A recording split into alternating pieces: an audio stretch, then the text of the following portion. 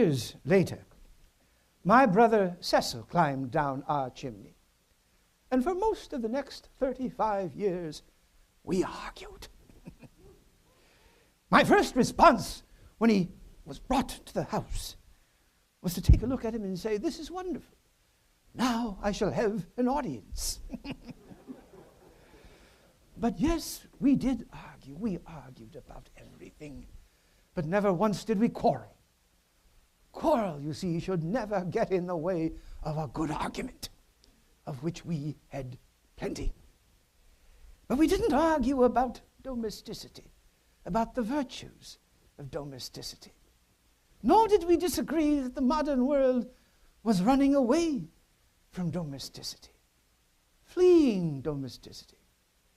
It's really been a drift, not a drive. It's that we're all following a fashion, not even that we're following a heresy. It's as though we're all sheep. And we're all sheep. We're not even following an evil shepherd. We're following, more often than not, the state. And without the family, ladies and gentlemen, we are all helpless before the state. I don't know if there's anything more important that I can say this evening than that. Without the family, we are helpless before the state. Yes, we are in the process, I fear.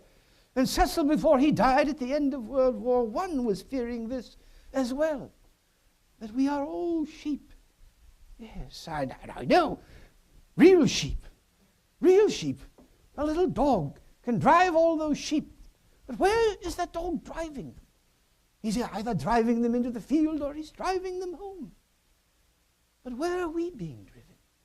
We're being driven into the arms of the state, it seems to me. Oh, I know there are those who say that state officials can make very good parents if you pay them enough. Yes, they do say that, don't they? But I also believe that there is a God in heaven who created a world in which there were always to be two people who would do out of love by way of raising their children. It's also said, of course, that raising children is boring. Really.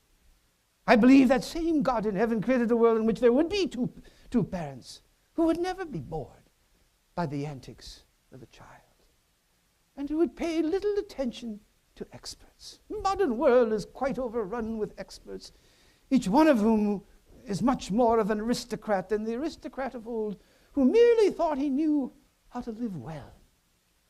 Whereas the modern expert is someone who claims to know better.